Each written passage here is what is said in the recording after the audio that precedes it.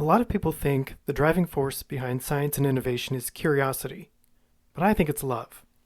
You don't spend decades of your life studying, designing, and experimenting because you have some idle curiosity or just to go have a look-see around the next corner. You do it because you're obsessed, because there's something deep inside of you that needs something else and can't live without it. Sounds an awful lot like love, doesn't it? It took me longer than it should have to realize this, a fact that I attribute to having been a loner for the first half of my life. During that period, love was a big four-letter word that couldn't be separated from romance. I was a scientist doing important stuff. I had no use for romance and therefore no use for love. I couldn't have been more wrong. It was just shy of my 45th birthday, and I was living alone on a research station orbiting a black hole. That was what my research centered on. It was dangerous work that no one else wanted to do, but I didn't mind. I liked the solitude. There was a message on my personal channel waiting for me when I finished work that fateful day, bringing bad news. My parents had died. I'd always had a good relationship with my parents, even though we didn't talk much. I had my research, and they enjoyed their retirement, which they spent hopping around the galaxy and seeing whatever fancied them in a given moment. We hardly saw each other, but to know that we'd never see each other again was devastating. And there was more bad news.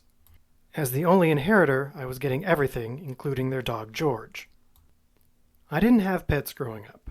I was too busy studying to take care of something else, and my parents were too busy working. But when they started getting on in years, my parents impulsively bought a dog to fill the paternalistic void that a grandchild normally would.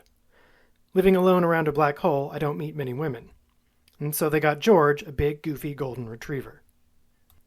I'd never met George, and I certainly didn't know anything about taking care of a dog. But he was my responsibility now. I was confident that as a scientist, I could figure anything out, even how to take care of a dog. It was just a matter of research.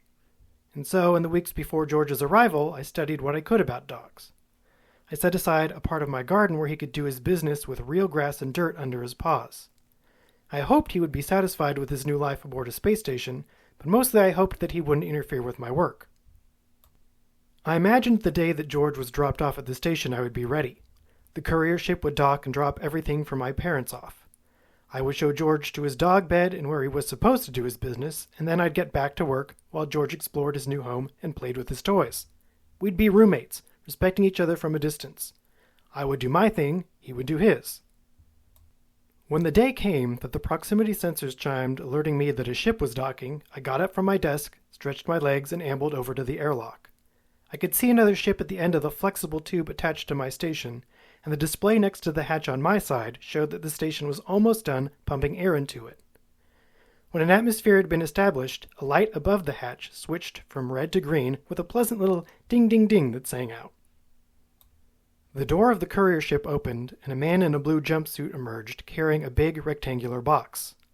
I opened the hatch to let him into the station, and he asked me where I wanted everything.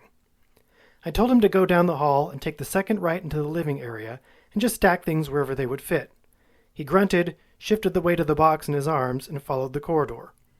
I poked my head into the tube, expecting to see a big, golden ball of fur come bounding out of the courier ship. Instead, I was met with a stillness punctuated by the low hum of the fans that maintained air pressure in the docking arm. The delivery man made several trips, but still no George. I asked the man if he wanted any help, and he said he would do everything himself. He mumbled something about liability. Eventually, he brought out the last box and then disappeared back into the ship. When he returned to the docking arm, he had a dog leash in one hand and was practically dragging poor George out of the ship. The dog's head was down, and his whine echoed through the docking tube. When he finally looked up and met my eyes, I saw a face wearing fear and uncertainty. At that precise moment, my heart melted. However I felt about the changes that were happening, they seemed to be more acute for George. I'd lost my only family, but so had he. He'd spent however many days aboard a strange ship with a strange delivery man, and now he was being dragged into another strange place. I'd probably be upset too. When the delivery man and George reached the hatch, I dropped to my knees and looked George in the eyes, putting a big smile on my face. "Welcome to your new home, boy!" I packed as much enthusiasm as I could into the words. I wanted to give a happy energy. Dogs can sense that stuff, so I'd read. George perked up a little bit with the lilt of my voice, and he leaned forward and gave me a sniff. This produced a slow wag of his tail. "I'm cautiously optimistic," it said. Maybe I smelled enough like my parents to put him at ease. "Sign here," the delivery man said, producing a tablet. I scribbled some lines on it, not taking my eyes off George. The delivery man stuck out his hand, I took the leash, and he disappeared back into his ship and left. It was just George and me. "Let me give you the grand tour," I told my new companion. I walked him around the station, going at his pace. He sniffed everything, leaving wet nose prints on whatever his snout graced. When he got to the garden, he came to life, tugging on the leash and jumping around. "You need to do your business, boy?" I asked. It had been a long ride with a courier for him, and I had no idea when the last time he'd gone to the bathroom was. I removed the leash from his collar, and he bounded into the grassy patch I'd created just for him and lifted a leg. He panted through a smile as he drained his bladder. And with that, the place was his. I set up his dog bed out in the living area and tried to go back to my work, but he was glued to my side. First day jitters, I thought. Well, I couldn't blame him for that. After we both ate dinner, I decided we should turn in. It had been a big day for both of us. I tucked George into his bed, patted him on his head, and crawled into my own bed. I was on the edge of sleep when I felt something hit my mattress. Sitting up, I turned on the bedside lamp and saw George pressed against my bed. "Oh, all right, you can sleep in here," I told him, pulling up the blankets, "but only for tonight because it's your first day." As you may have already guessed, he never slept a single night in the living room. There wasn't a specific moment I can point to when Georgie boy, which is what I began calling him a week into his new life with me, became my family. Rather, the center of my universe shifted gradually. The tapping of his nails on the deck plating as he roamed the corridors. His chin on my knee, begging me to put aside my work and throw a ball for him. His big, dopey smile. The way he could work his eyebrows when he wanted something. The melodramatic way he sighed when sitting on the couch. When he let me talk to him about a problem with my research until an answer came to me. With every act, he worked his way a little deeper into my heart until one day there wasn't room for anything else but him. There came a point where I couldn't imagine my life without the big ball of fur. We were both happy, and even though my work had taken a back seat to Georgie boy, there was no trace of resentment or annoyance to be found in my heart. There was only a big, dog-shaped spot just big enough for Georgie. This hairy, floppy creature made my days brighter. So, the first day I noticed the gray hair creeping into the fur around his muzzle, it was like someone knocked me over with a hammer. I spent the whole day thinking about how time was passing, and I would have to face the fact that I would eventually outlive my faithful companion. I couldn't handle it. And so I resolved to fix the problem. I now had the perfect motivation to throw my research into overdrive, preserving Georgie's life. And I had the perfect idea. You see, time gets funny around black holes. Space and time are one thing, as Einstein showed, so when space is warped by a massive body, so is time. As a result, time passes slower near a black hole, like the one I orbited, compared to farther away. This was the key. I spent the next several months designing and building Georgie's pod. When it was done, he gave it a few sidelong glances and one or two unimpressed sniffs. Using some treats, I gradually trained him to get into the pod, and then to let me seal it up. I put a few of his toys and a blanket in there so it felt and smelled like home. And then, one night, it was time to test everything out. You might think I was crazy, launching my dog toward a black hole. But love makes you do crazy things. That's my only defense. I didn't want to lose my best friend. I didn't want to watch him get older and weaker. Maybe that's selfish, probably, but I don't think I'm alone in wanting to avoid the suffering of loved ones.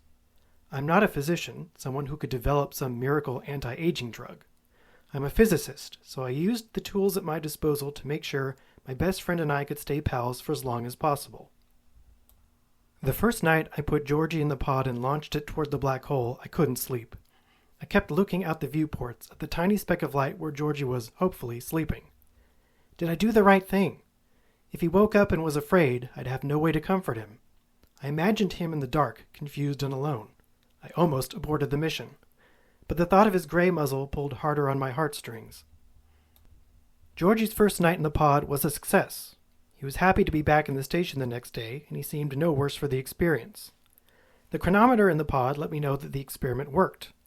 Thanks to the gravitational dilation, hardly any time had passed for Georgie while he was sleeping in the pod through the night. And so the years passed. Georgie and I would hang out during the day, goofing off and being affable hams together, and when it was bedtime or he needed a nap, he'd go into his pod and sleep around a black hole that slowed time down to a crawl for him. Holidays and birthdays passed and kept on passing. 10 years, 20 years, 30 years. Georgie still looked more or less the same as the first time he'd gone into his sleeping pod. I couldn't say the same about me, though. Arthritis made it harder to chase Georgie through the corridors. I slept more instead of spending the day with him. The lines and dark spots on my face seemed to increase in number every morning when I stepped out of the shower and in front of the mirror to shave. And soon it hit me. Georgie would outlive me. No one is ever truly beyond the reach of the Grim Reaper.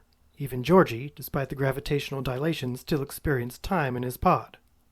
For more than half of his life, it was passing much slower compared to me, but it was still passing. I couldn't bear the thought of watching Georgie get older and then losing him, but now our roles were reversed. I don't know how much animals understand about aging and death. Surely there's some instinct there, but their understanding is a mystery. I'm sure that Georgie knows I'm older. If dogs can smell cancer, then they can smell the changes in body chemistry due to aging. What he thinks about that is anyone's guess. I'd like to believe that he'll grieve me as much as I would him, that intelligence and emotion aren't either-or things, but rather a spectrum on which all life exists. Maybe that's just more love-induced foolishness. The important thing is that if you made it this far through this old man's ramblings, you know that Georgie boy is special. Not just to me, although that's certainly true. He's his own man, a unique life that has never existed before and will never exist again. In that sense, he's precious. It's cruel fate that someone as good and pure as Georgie was cursed with such a short lifespan. In physics, you can spend your energy moving through time or space. The faster you move through space, the slower you move through time. But when it comes to life and love, I think the relationship is different. The more you love, the faster you move through life, and no one loves more than a dog. Before I start rambling again, let me come to the point. If you're reading this, I want you to consider replacing me. I have fully funded the station, and there's still plenty of work to be done in terms of my research. But really, if you just want to spend forever with the best dog in the galaxy, have I got a deal for you. Call me, and we'll work something out. Thanks for listening. If you enjoyed this video, make sure to hit like and subscribe so you don't miss future stories. See you next time.